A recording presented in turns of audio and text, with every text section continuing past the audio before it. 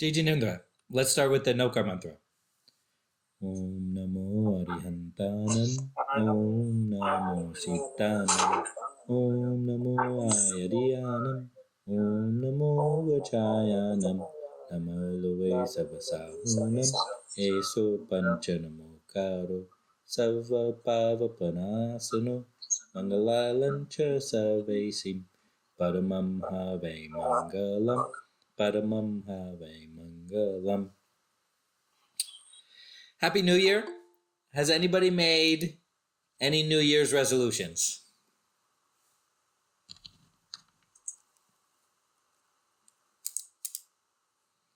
Okay, that's okay. I found a list of the top 10 resolutions that people have. So chances are these are going to be some of yours, or you are interested in pursuing these goals. So I thought we could do a thought exercise of how we would try to incorporate these goals into our life. And even if these are not your goals, it's still going to be helpful for you because we can identify with this thought exercise what the obstacles are to achieving your own goals. And you won't be surprised to learn that they're surprisingly the same across all the goals. Okay? So these are the top 10 resolutions that people have. So number 10, read more. So in my life, if I had this goal, what would I do? I would probably see if I could get to bed a half hour early to read before sleeping. And I could read a half hour every day. And if I read a half hour every day, I think that would accomplish this goal. So what are the obstacles for this goal?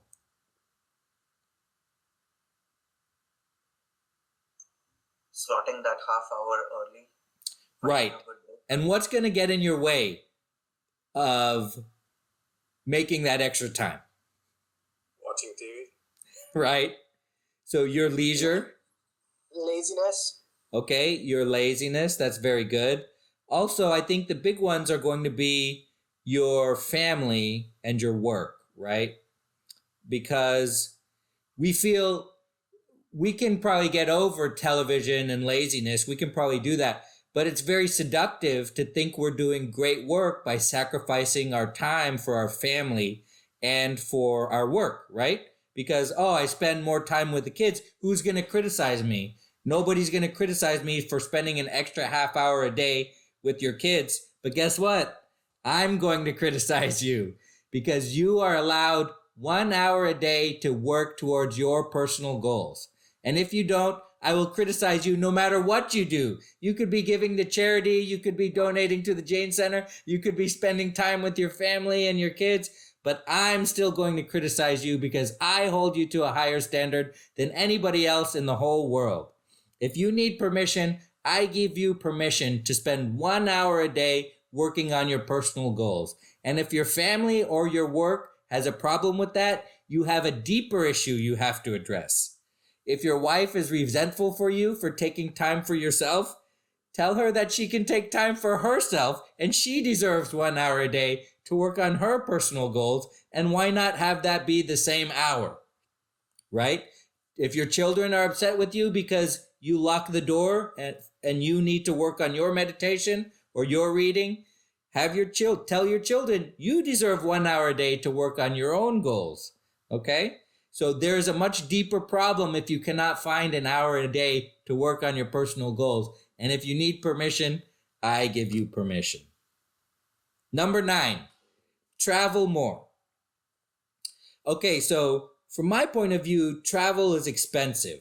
So I thought that the number one obstacle to this goal would be getting more money, right?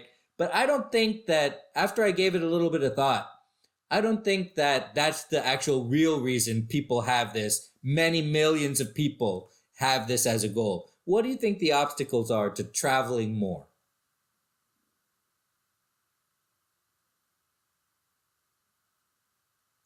I would say schedule, trying to find a destination. Right. Okay. So deciding where to go and making the time for it.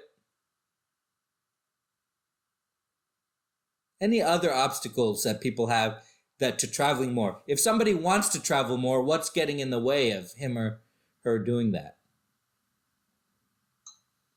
Well, I think Chintan mentioned it. It's scheduling in the sense that it's not easy for people to just take off from work, schools for the kids.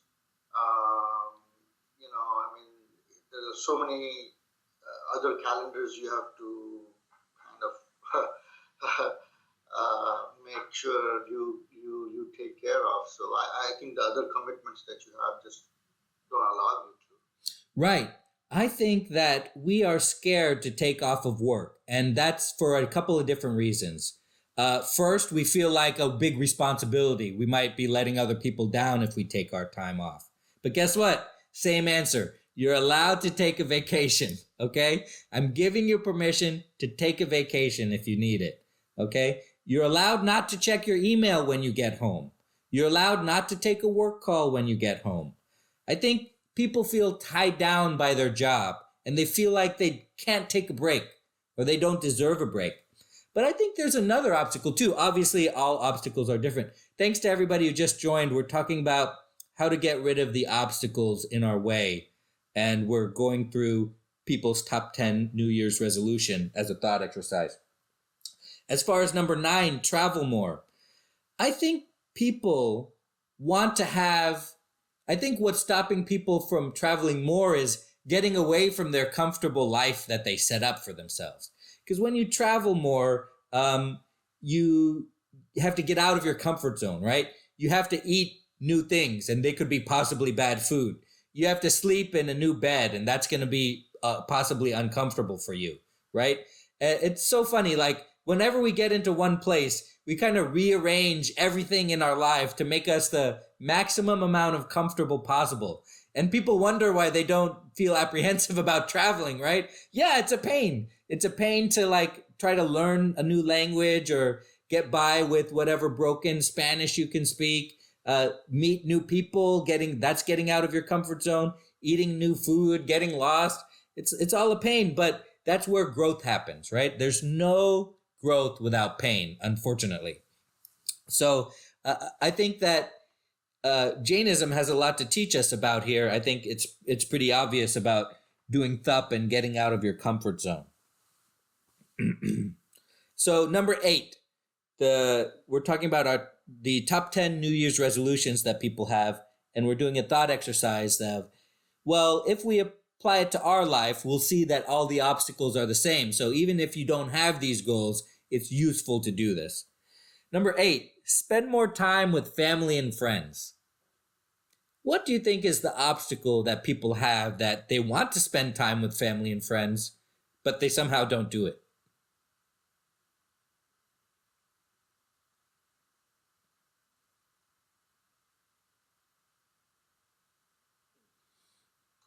Well, when you have kids that are older, like mine are, they don't want to spend time with you, man. So it's we want to spend time, but they have other things they want to do. Right. So it's kind of that reciprocation that's hard part, right? When we pick up the phone, sometimes we feel like, well, I'm bothering that person, or they don't want to spend time with me. And it's an effort to make an organized event, right? Even if you call somebody over for dinner, you have to plan the menu, you have to think about this, you have to think about what they like to eat. Or if you're trying to organize even something more fancier, you have to get the place, you have to tell everybody the directions, you have to figure out a time, you have to not offend anybody who might not be invited. It's an effort, okay? And it's an obstacle. And a lot of times we feel like, well, I'm making all this effort. Doesn't that person also have to make an effort? We feel like even if we make an effort to organize, it will go unappreciated, and that person won't make a return effort. And often that's true. But we have to remember, first of all, it's deeply ingrained in human nature to keep track of favors, okay? And it has to do with when human beings lived in caves and people brought food and we kept a mental ledger of that and we return the favor like that. So it's deeply ingrained. But what you should remember is that you're not a human. you have to fight human nature because you're not a human, you're a soul. Okay? You're a soul trapped in a human body, which includes a human brain, which we call human nature. And that makes you don't want to include people in your party that don't include you because that's human nature. But there's a benefit to organizing time with family and friends, even if that same friend doesn't ever pick up the phone and call you. Even if that same family member doesn't ever organize something at their house. There's a benefit to you. There's a tangible benefit, even though you don't receive the quo and the quid pro quo. So questions or comments about any of that? We said we're going through the top 10. Number 10, read more. Number 9, travel more. Number 8, spend more time with family and friends. Hey, Kim, you mentioned there is a benefit. What is the benefit on the last point, on number 8? The benefit is that you, let me think. What is the benefit? The benefit is that you increase the social connectivity between you and your friends and you and your family. And when you increase that connectivity, you gain mental benefits, you gain health benefits, and if you're ever in trouble, you have a support system to fall back on. Tim, if I may add to that, I think it's been proven mainly after COVID that human being, and this is majority of us. Obviously, there are exceptions, but it's a social animal, and we do need social life. As we have seen post-COVID, people were itching to travel and see family and friends. So I think that's just a testimonial for me that it is a good thing to socialize and have family and friends around. Right. So number 7, quit smoking or drinking. So what are the obstacles here? They might be pretty obvious, but even though it's obvious, we have to name them. What are the obstacles that people have with quitting smoking and drinking?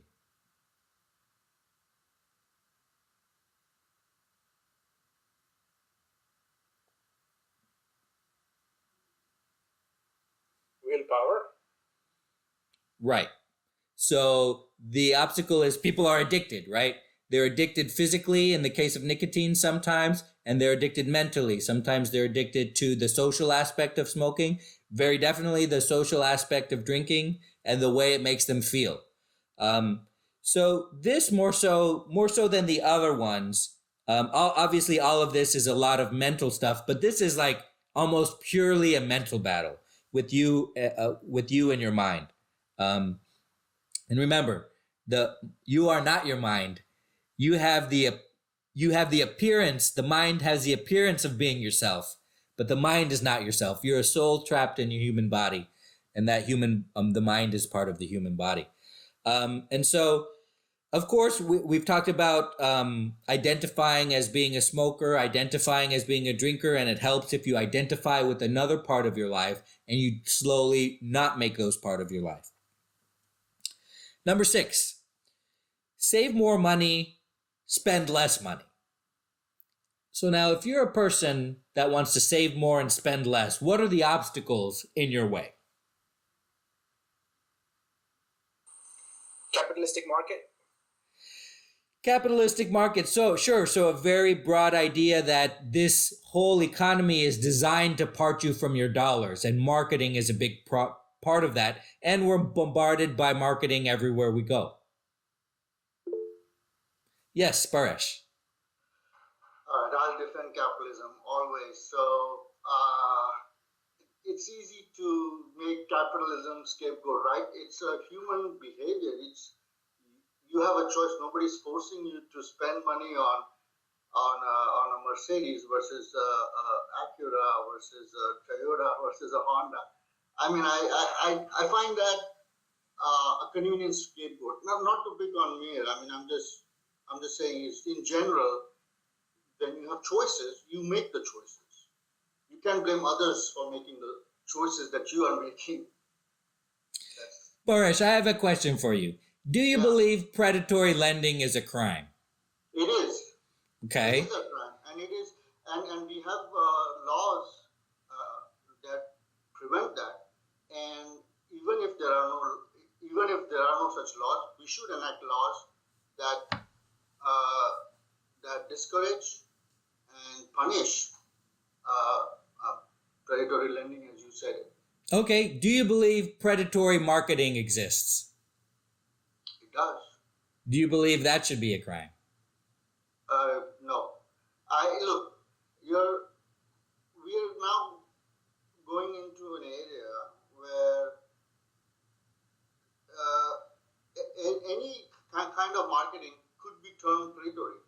If Coca-Cola is advertising a zero Coke, or if McDonald's is advertising a new hamburger, that could be termed predatory, right? These are not something that you need, or these are not something that you can definitely do without them. So I think the definition of what is predatory is going to be very subjective. It depends on a person to person basis. If you think it is predatory, avoid it.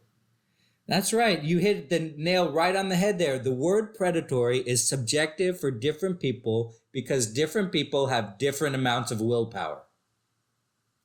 So if predatory lending is a crime, then there could be such a thing as predatory marketing. Because different people have different amounts of willpower.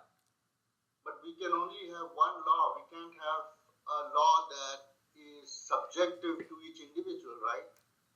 Sure. Yeah, that's a big problem. So coming back to saving more and spending less, we thought that one of the obstacles is going to be marketing or willpower. So maybe we increase our willpower and we decrease our exposure to marketing if we find that that is a problem in our life.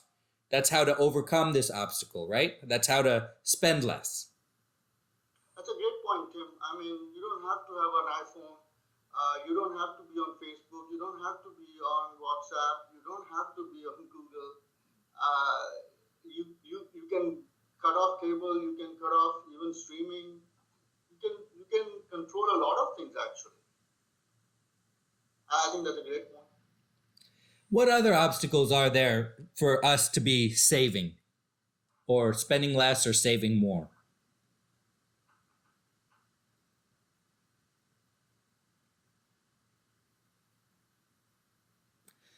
I think one of the big ones is information.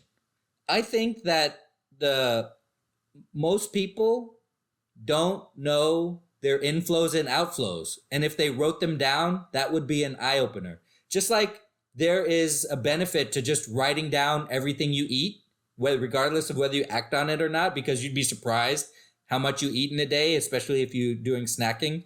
I think you'd be surprised if you took a look at how much you spend, because we have different avenues of outflows, right? We have credit card, we have check, and we have cash. And so it's not all in one place.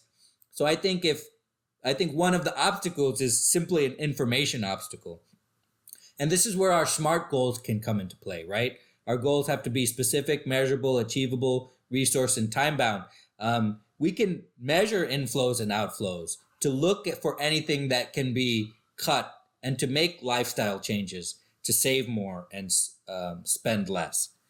And so if we do our abstraction process and try to apply it to our lives and the goals in our life, this I think that's the big one, unless anybody has something else. I think this is an information problem. So like quitting smoking or drinking is not an information problem. Everybody knows that's bad. It's a mental obstacle. This one I think is an information obstacle. Of course, there is such a thing as shopping addiction, and people are addicted to like the ease and convenience of Amazon and things like that. I don't think that's most people. I think people just don't know how much they're spending. And that's this is primarily an information. So think about the goals that you have where the obstacles are primarily information, and it helps just to write things down. And once you have that stuff in mind, then you can take action to better your life, even if these aren't your goals. All right, so number 5, live. Yes. Go ahead, Bobby. No, go ahead after you. Okay. Sorry, go ahead, Bhavin. Okay. So this information piece that what you talk about, and is I absolutely agree with that. A few years ago, I grew up with looking at my mom writing every single expenses down. Having one income and in and out, so it's very very clear.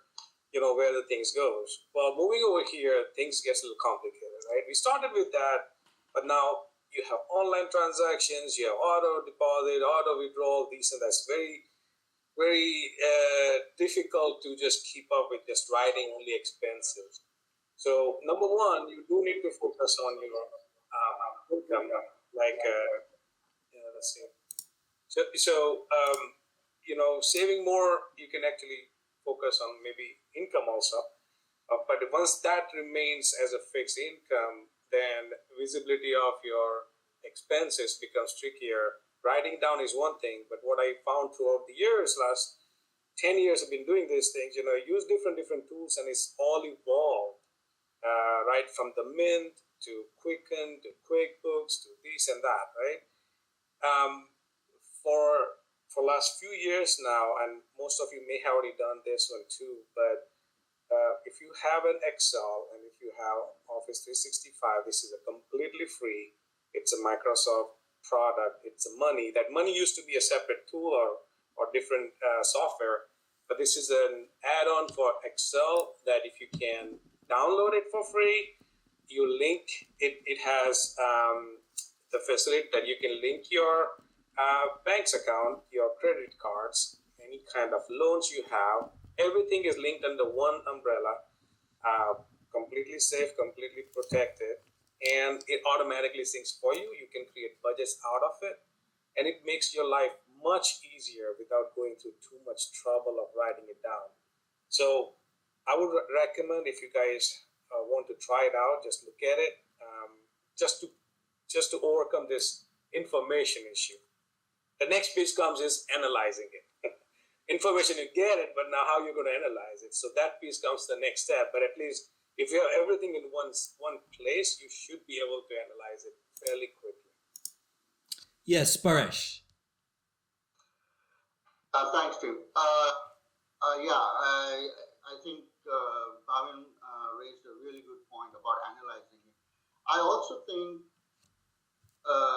and I deal with individual investors on a daily basis, and what I've found is a lot of them have the desire to save, but it's just hard because they lack discipline.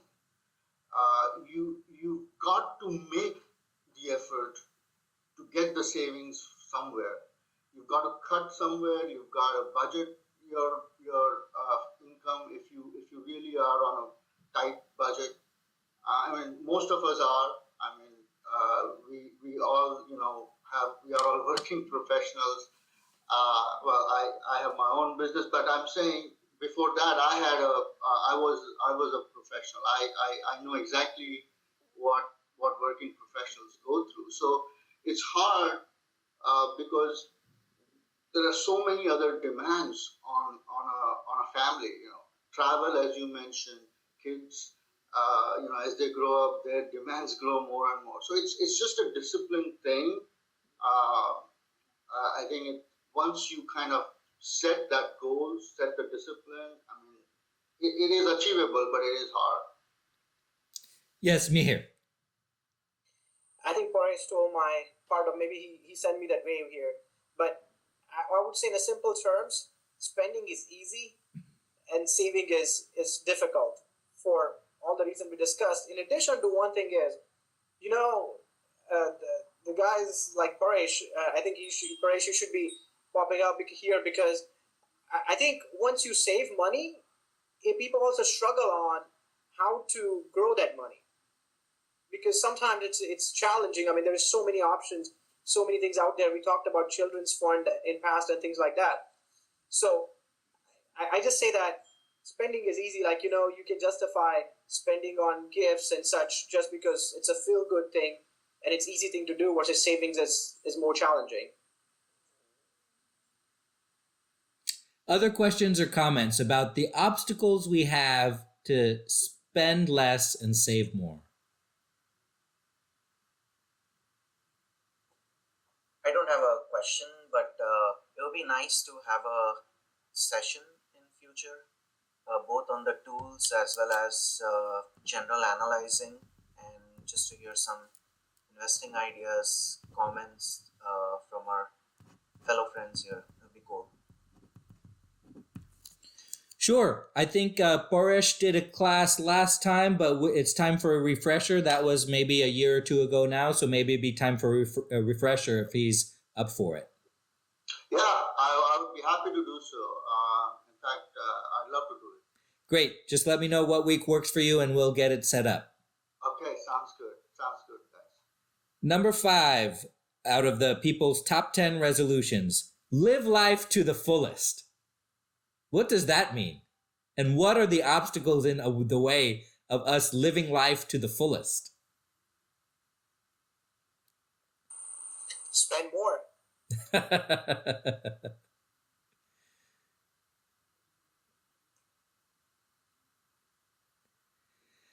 I think that people don't enjoy things. Have you ever had this thing where you did something that you used to enjoy, but it doesn't give you joy anymore? I think that as we get older, a lot of people start to experience that. And how can we get that joy back in our life? What are the obstacles preventing us from enjoying things? I'll tell you the big one. The obstacle to prevent you from enjoying things is distraction. We are perpetually distracted, and that distractedness enslaves us. And it's all that stuff we've been talking about, all that mindfulness stuff, all that meditation stuff, learning how to live in the present moment and learning to avoid distractions like your phone. I think that if you try to not be distracted by the future, not be distracted by the past, learn to live in the present moment, you'll get that joy back in your life. And it's hard because we have to worry about, right now, I'm worrying about what my kids are going to have for lunch. I'm worrying about how they're going to fill their day until their school tomorrow. My mind is in the future. It's not enjoying me being here, talking with you guys, with the people that I like. And if I was somehow able to block that distraction from my mind, guess what? There are a million other things that could be distracting me right now, and that's distracting you right now. Yes, Paresh. You brought the point that I was actually going to bring up. Kids, and it's not just. I mean, your kids are young, so you worry about their food, but mine are a lot older, so I worry about other things. Whether they're on a path that's they're going to be successful or not, or all that stuff, and they're not around. I mean, both my kids are out, so they're not around. I just still worry about it, and I don't think it's a physical distraction. It's just a mental distraction. And I don't have an answer for it. I wanted to ask the group the same question. How would you all think about it? Yes, Bhavin. I don't have the answer for it, sorry, but I just have the comments on my side. But over the years, I think I have noticed the two types of things that makes people happy. Some people don't like to be surprised. Some people really enjoy surprising. Oh, what's for the lunch today? Oh, wow, that's great. I didn't know about. Or I need to know what's for lunch, then I'll be feeling good about it, right? So you have to kind of counter that, which type of person you are. And other factor is typically, it's like a wow effect that human nature goes through. You go to the first time, you have a trip lined up, something new, something you've never done it, and you go and fly in Switzerland and go to Europe and this and that, you feel great about it. Go to the cruise, you feel great about it. But once you come back within a week, you ask, do you want to go back to cruise? Probably will say, no, I'm not ready yet. So you have to take some time gap in order to do that thing again. So depending on what you do, depending on how you are as a personality, probably makes you feel more or live your life like fully that what we are talking about. You may have to kind of deep dive into that aspect of the personality as well. Right. So I have an answer for Paresh in that, sure, in addition to kids learning how to let go, one of the process that parents have to learn is to learn how to let go. And of course, you're going to be worried about your kids. Your worries are much greater than mine. You're going to be worried if your kid gets in a car accident, what are they going to do? They're at college, you're here, things like that. I would answer that, remember, not only are you a soul trapped in a human body, your kid is a soul trapped in a human body. And their soul is probably just as old as you are, right? And certainly they are going to be responsible for their own actions, and they will bear the fruits of their own karma. And so if you want a way to help to learn to let go of that, which is something we all have to deal with, then rely on Jainism, and Jainism won't let you down, because your kids will bear the fruit of their own karma. Your soul will bear the fruit of its own karma, and we do the best we can, but ultimately each one of us is an individual soul. And also I had something else to talk about. I'm certain that we talk about kids a lot here because this is Dad's class, and we talk about the struggles we go through. And my kids might see this one day, hear this one day, and say, wow, I'm complaining about my kids a lot to other people. But I just wanted to say, in case they're listening, to my kids, Arya and Layla, I love you very much. Obviously, I'm not going to just be complaining about you this whole podcast that we put on the internet. So that's that. Questions or comments about how to live life to the fullest, and answers to Paresh's question about how to not be distracted at the things that our kids are going through or could possibly go through. Obviously, one of the things is we teach them as best we can, and they have to rely on themselves at some point. But any other answers to Paresh's question? I have a comment here. So I think you described really well on the Jainism fundamentals, but one thing I would say to simplify a little bit on my own front, most of the time I'm not able to enjoy anything fully is my own expectation on any of the front. Expectation is one word for me, and the other one is like I want it, for everything. I want the best possible reward for my investment, whatever it is, time, money, and I'm always searching for, and there's always, you can always second guess and say, okay, there is another best thing out there. So those are two things I feel like sometimes comes in my way of enjoying the present. Could I optimize it further? What was my expectation from, whoever it is, kids, family members, and such things like that. I'll give you an example with the current trip to India. We made a pretty late decision, but the decision point was that, okay, so what if we have to quarantine for 7 days? We will have the others, 2 weeks to enjoy after that. And that's when I'm like, okay, yeah, that's true. But I wanted, the part of me wanted that 1 week as well. And it was very difficult to make the decision because of that greediness of 1 more week. So sometimes it's like, if we accept that, okay, it's better anyway, we don't have to strive for the entire cake. Even a piece is going to be enough just to enjoy it. At least that's that word for me, to enjoy the present, or enjoy it fully. You're absolutely right. That expectation colors our ability to process what's going on in the present moment. And that is closely tied to what Bhavin has to say about some people really liking surprises and some people not because of their expectations. So if somebody just presented you with some awesome thing, you would be very happy because you had no expectations about it. But when you plan something and it goes according to plan, guess what? It was supposed to go according to plan anyway because you planned it. So you basically stripped away your own happiness of that thing that you planned.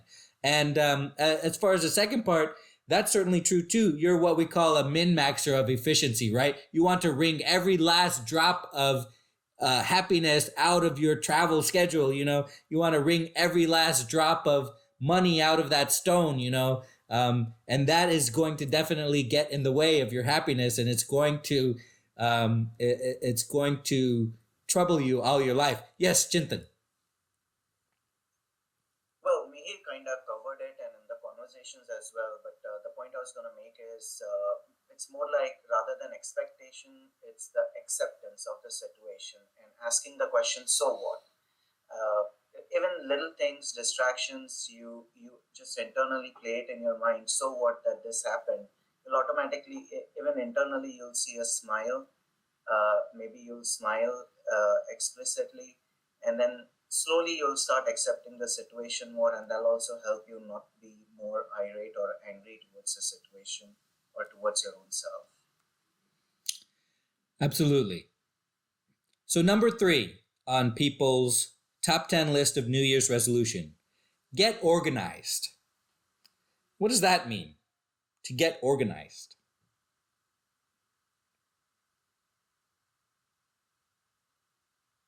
That means you accept you were disorganized earlier?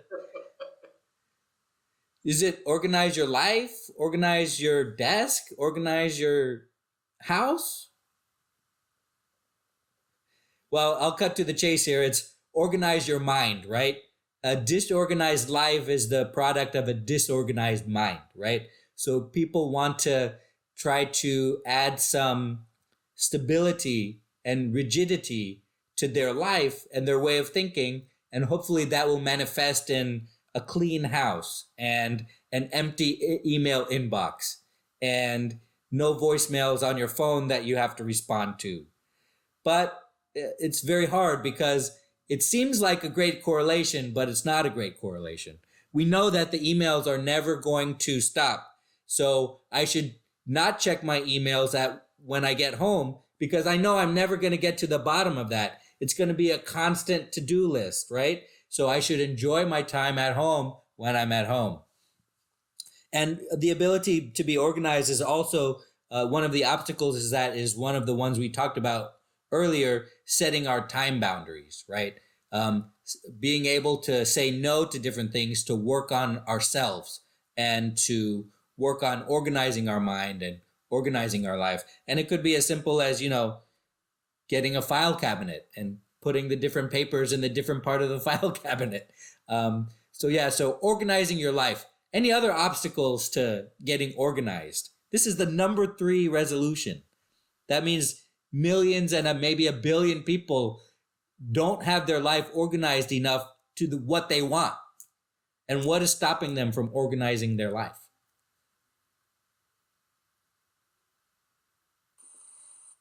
Timur, I think this was something that I pondered a lot during what you said on organizing the mind. But if I have to connect the dots here, at least in my way, it's you need to know what you want to do in your life to organize your mind. Or let me put it this way. If I connect it to saying that what I wanted ultimately in this life, if I have that clear, then it makes it easy to organize things in mind. Does that make sense to anyone? Absolutely. One of the hardest problems is to know what you want. Once you know what you want, getting there becomes easier, and breaking it down into small steps becomes easier. But it's very hard to know what you want. But guess what? I know what you want. You want to reduce the amount of karma you have while you're in human form. Life is a brief opportunity to do as much nirjara as possible, and everything else is a distraction. Everything we talked about is a distraction. Reading more, traveling more time, family, friends, quit smoking, money, enjoyment, skill, hobby, all distractions. Okay? Life is a brief opportunity to do as much nirjara as possible. And once you understand that, you're going to crack open the book during the week. Guarantee it. Well, Timur, you described it really well, but honestly, the goals that we'll come up with, or the mindset we'll come up with, will be very unlikely is going to lead to that only thing that we talked about. Honestly, if that was the only goal I had, I would have taken Diksha. Which goal prevented you from taking Diksha?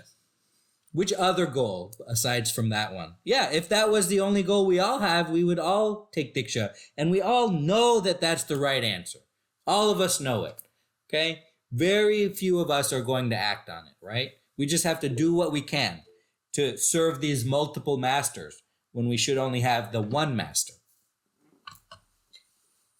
Exactly. That's my point. I mean, it's the multiple master thing. That's the thing. Like, we want the financially. Now, if I talk about it, if I were to organize, I want myself to be doing the most out of my time financially, family standpoint. I want my kids to be, well educated, and especially for doing the best in their life, which is obviously financially, that's one aspect, socially, and so on and so forth. Those are the goals that actually we end up focusing on versus what you just described. That's the problem, I think, or the dilemma that I struggle with to get organized. Sure, Mihir, you want it all. But the way to get it all is to realize that all the other things are nothing at all. Yes, Paresh. On a related issue, we would take Diksha if we knew the larger goal at the beginning, right? Like so many things, we learn about life as we go along, right? If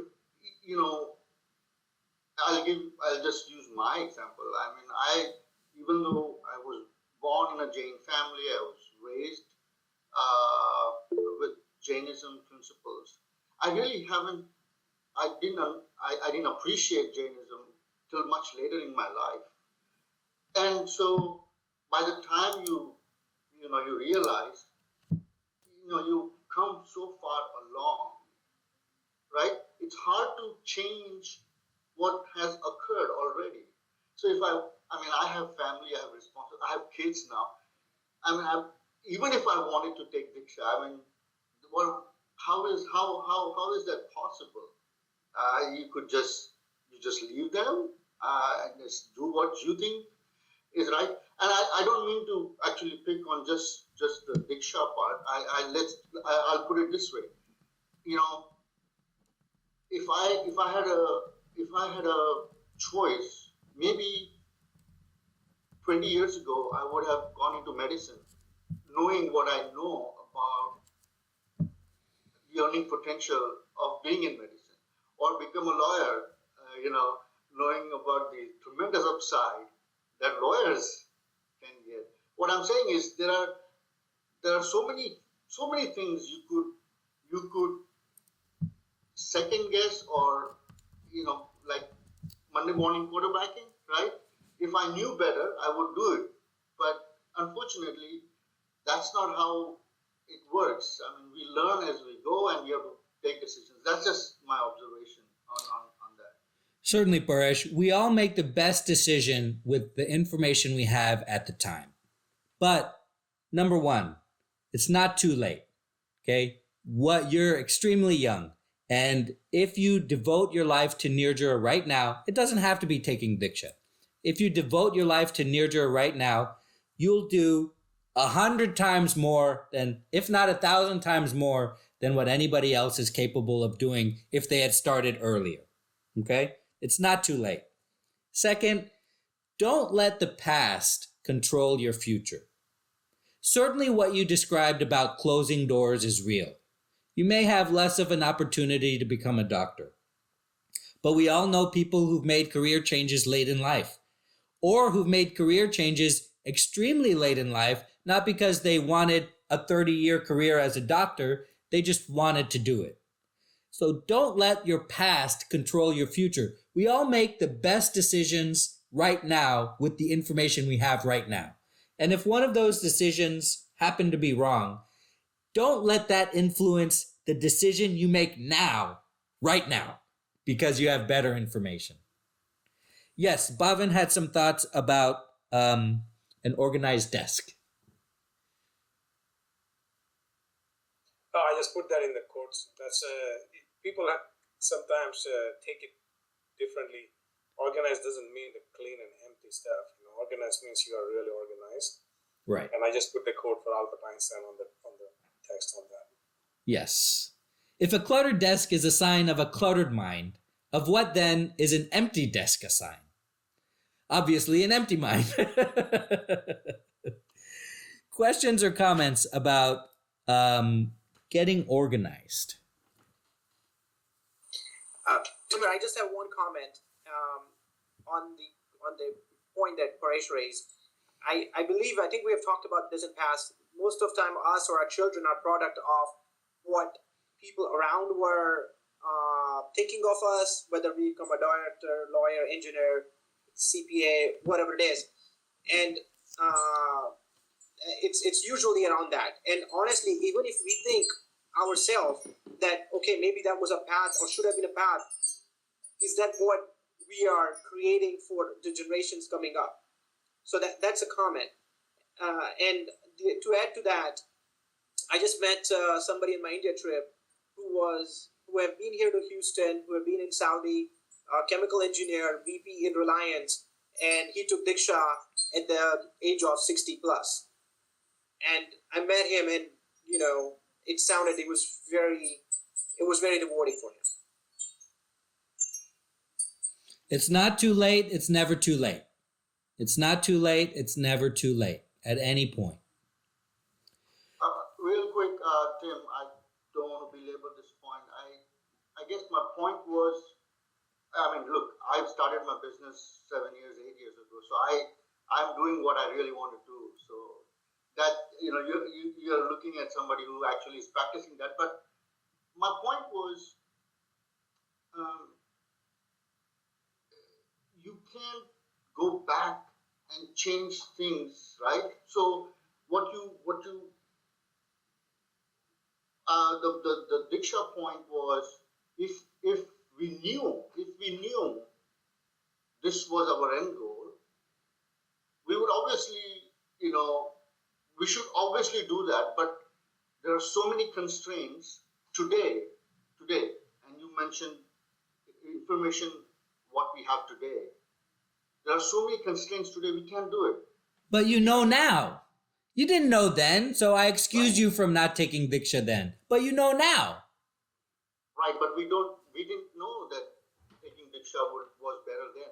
As I said, as you progress in life, you learn more things, and if today is the realization that, Diksha would be the way to go, you just can't. The 60-year-old example that Neil gave of a person taking it, that's fantastic. That person had the courage and the flexibility to do it. But I don't think a lot of us would have that flexibility and courage to do it. That's all the point is, all I'm trying to do. Certainly, I agree. A lot of us, and you're looking at it right now, right? Why have I not taken Diksha? Because I don't have the courage or the flexibility to do it. But what you described as making a decision in the past, and then, you live your life, and now you know better, but you can't reverse that decision. Certainly, you can reverse that decision. You can break out of the chains of the last 20 years and make the correct decision now if you realized it was the correct decision then. Number two, the number two resolution of everybody has is lose weight. We've talked about this a bunch. We've talked about this probably to death about how to lose weight. Obviously, it's a battle with the mind, like other people have said. We need to stop using food as rewards. We need to start seeing food as fuel. We need to do meal prep and planning. We need to understand how to deal with our hunger. We need to write down everything we eat as a start, and then we can start to make lifestyle changes. We talked about this to death. I don't think we need to talk about it anymore. And the number one resolution, it probably won't be surprising, is that people have is to exercise more. We've talked about this. What are the obstacles people have to exercising more? It's a battle with the mind. I don't have enough time. We need to do it enough to make it a habit. We need to get into the routine. We need to understand that exercising is something we get to do, not something we have to do. We need to start easy and do something every day. I don't think we need to talk about that anymore. We've talked about it a bunch, about the health benefits of exercise.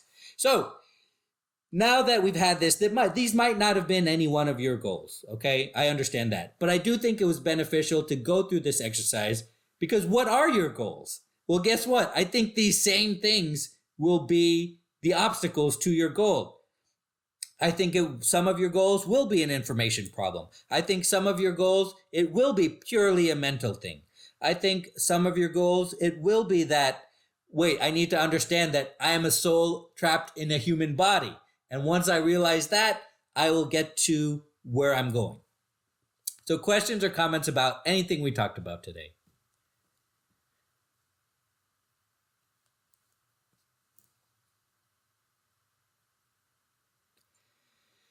So it was a very good discussion. So thank you so much for bringing up the topics. No problem. Glad to have done it. Thank you so much for your time this week. I really appreciate that. Thank you. Thank you. Thank you.